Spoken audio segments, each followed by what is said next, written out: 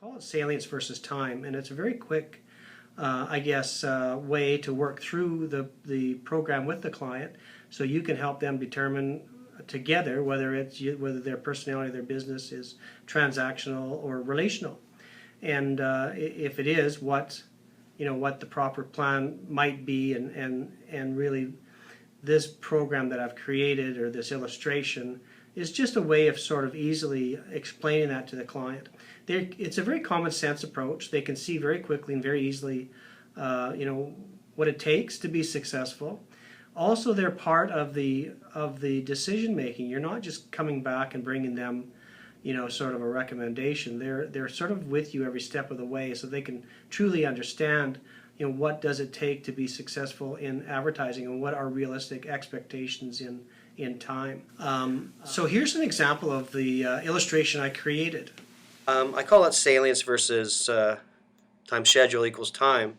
On this side of the equation would be the salience side of the equation. So that means salience is who cares, right? What's important.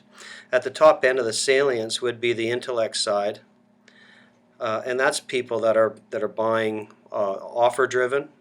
We've got 0% financing if you're a car dealer, that kind of thing. This is selling. It's something a bit more push, aggressive. It's fact-based. We're aiming at people that are in the market today. On this end of the equation is the emotional end. So that would be the advertising is more impactful.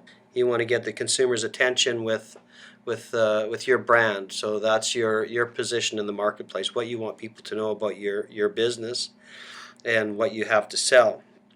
This is marketing. So on this side of the equation, this would be the action. This is the action that starts it all. The center here would be the impressions. So this is how many times you can kind of reach out your message to the consumer. And on this side of the equation would be time. That's the time, or targeted time, I guess you could call it. So this is long time at the top of the equation. These consumers will be in the market at some point in the future. They're not necessarily buying today. You're building brand equity with this group. So this would be horizontal schedules. So this would be lower volume and higher time.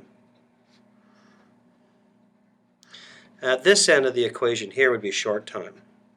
This is you're aiming your advertising at consumers in the market at today. So they're buying today. They have very little or no brand equity with this group. So you're just placing an offer. So you've got bananas to sell, and the bananas are going to go bad if you don't sell them. So you have to have a red hot deal on bananas, because everybody's in the market to buy bananas every day. So this is vertical schedules.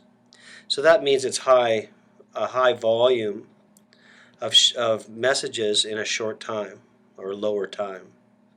So that's, tons and tons of ads every day. So in this scenario here, if you go from the high salience, 0% financing if you're a car dealer, through the numbers of impressions, low time, and you're targeting everybody that's in the market to buy a car today with that offer. But you might also want to advertise that you're the trustworthy dealer. So if you're tired of not getting the best deal, you can always count on us. We have our prices clearly marked on the windshield. So that's more emotive or impactful, I guess, and that'd be longer time. The thing that you need to understand, though, is you can't bend the universe. You can't go with an ad that's more emotive and talking about your fast, friendly service with impressions and expect to be able to do that in a short time. It's just not going to work. People in the market today, that's not going to be impactful, because you really haven't branded that on them. You haven't earned that trust to make that believable. So this is kind of a roadmap on how I would like to explain to people how they might want to advertise. A lot of this has to do with buying cycles.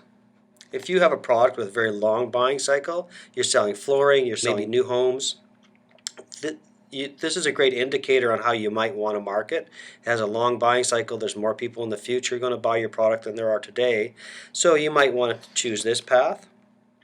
If you're selling a commodity, so very short buying cycle, everybody's in the market today. You can imagine if you had the cure for cancer. Well, everybody's in the market that ever's going to be for the cure for cancer. So you could run one ad, highly salient, short time, and it would be within a week, everybody in the world would understand that you found the cure for cancer. So that's kind of how it works.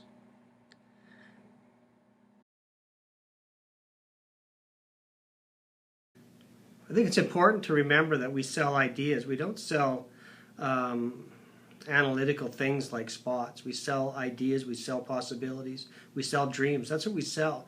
So you got to make sure that you're bringing in a red hot idea and some really great creative to bring to the client to make them excited about what they're buying.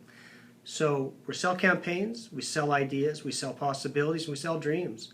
That's what we're selling.